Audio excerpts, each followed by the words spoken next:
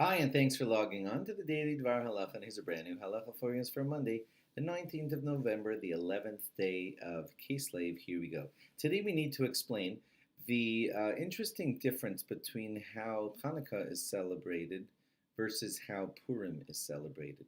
On Chanuka, we recite the full Hallel for 8 days, and on Purim, we do not recite Hallel at all. On Purim, we have ourselves a very important and halachically mandated seuda, and we're even encouraged to drink some wine, and that's very much physical celebrating. And yet on Hanukkah, there is not much talk about having a seuda.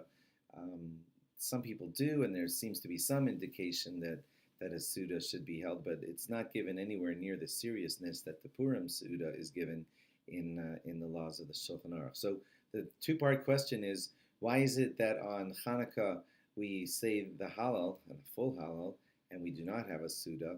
And why is it that on Purim we say no Hallel, and yet we do have to have a Suda? And the answer is actually quite simple. It's because we're celebrating two different things when we look at these two holidays. When it came time to the Purim story, Haman was interested in destroying, annihilating physically the bodies of the Jews, killing them down to nothing.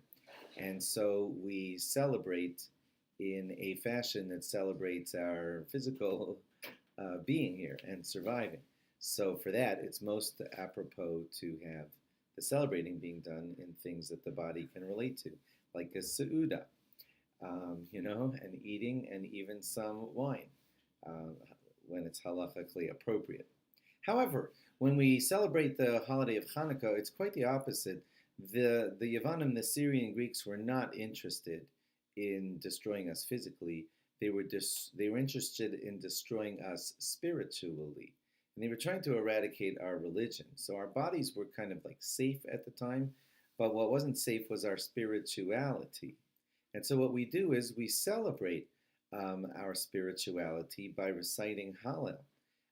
Our neshama, our spirituality, celebrates the fact that they couldn't cause us to lose our religion and our spirituality. Whereas the celebrating of the body, well, that's played down somewhat because they weren't after our bodies. They did not want to physically kill us.